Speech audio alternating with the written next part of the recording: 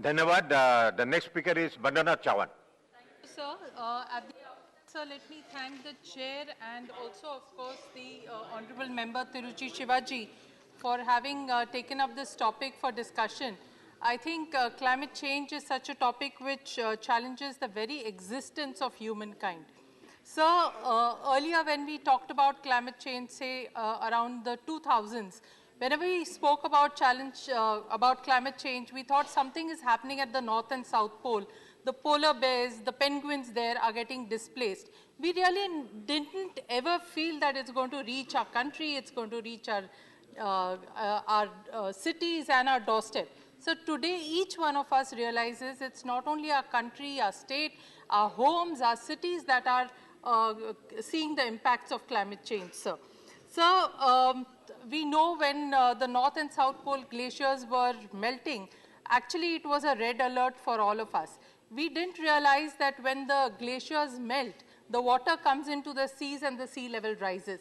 So India is a peninsula.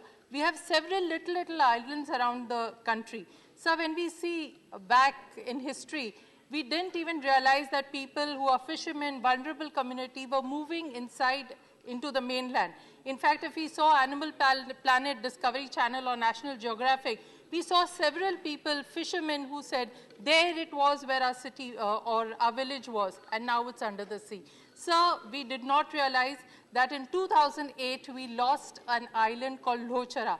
There were about 6,000 people staying on that island. I don't know whether we really bothered as to what happened to these inhabitants. So secondly, there was an island called Moor Island.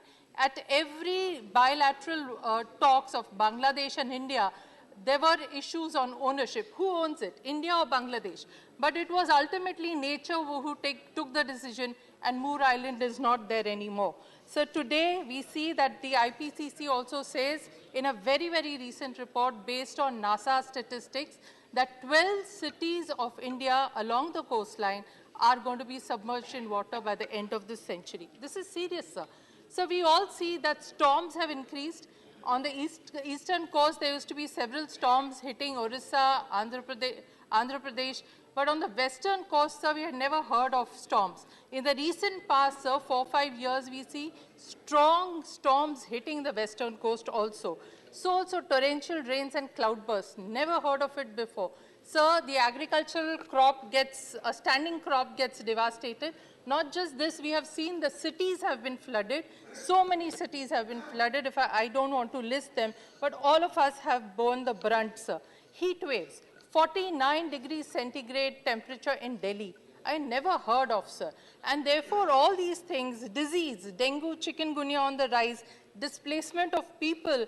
Even if you think of it, sir, talking of our country, look to the right on the eastern side, China. Sir, don't look at the watch constantly, sir. I get very pressurized. So the China... Your time will be about to be over, that's why. Over? Sir, you can't do this. You have 3 minutes. No, don't waste your time. You have 3 minutes. Yes, sir. So please don't look at it. So I'll stop myself.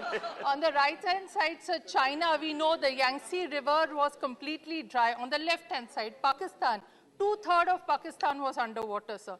Look at Europe. Even today, due to the heat wave, 16,000 people have died in Europe. Now, this pattern can change anyhow, and we could also bear the brunt. In fact, we are bearing the brunt, maybe not to such extent. Extinction of species, sir, a lot of people have said. I just want to give one example. In my college days, sir, I had taken zoology as one of my topics. We had to dissect cockroach and dissect a frog. So whenever our cut went wrong, we would go to our professor and say, sir, the cut has gone wrong. Can you give me another frog? And he would happily give it. So this frog is extinct now. And there are so many other such species which are extinct. Sir, at the global level, we have the UNFCCC. It was formed in the year 1992 when the Rio conference happened. It was mooted then. At regular intervals, we have the COP meetings. I'm very happy that after the Paris Agreement, every year there is a meeting, and every country has to give updates. So in India also, we had in 2008 the NAPCC, which was mooted by Dr. Manmohan Singh ji as the Prime Minister. Now, of course, we have given very ambitious commitments there.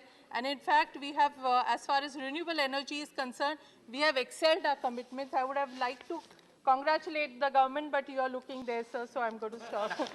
Sir, so my only question is, sir, at the global level, we are doing a wonderful job. At the national level, we are doing a wonderful job. But the main thing which Rio Conference talked about, Agenda 21, think globally, but act locally.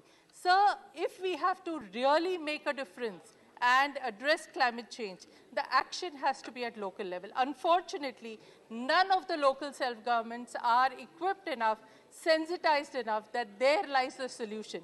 Every project, sir, of development must be seen from the lens of sustainability.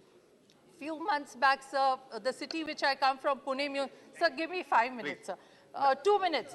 Pune Municipal. So this is important, sir. I wish I could have given you Sir, some this more is time, important but because your I think time all is over. But Sir, then all there are other parliamentarians speakers. need to do this. I have to.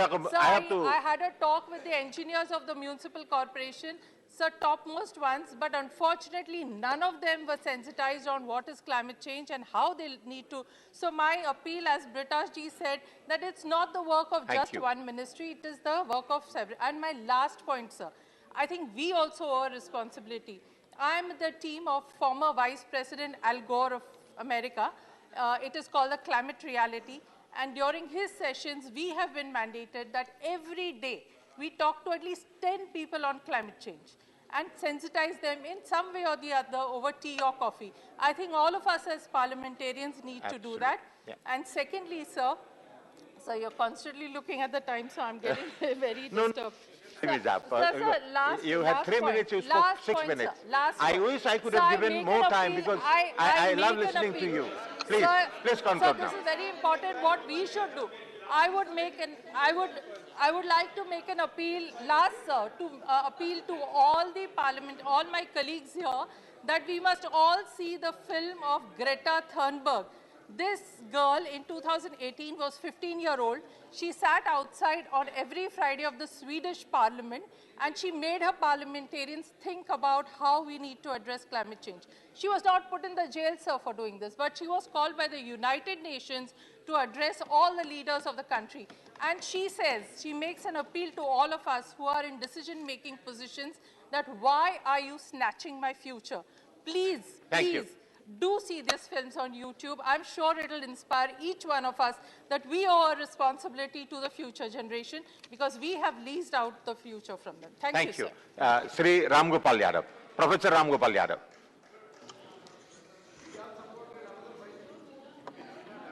धन्यवाद श्रीमान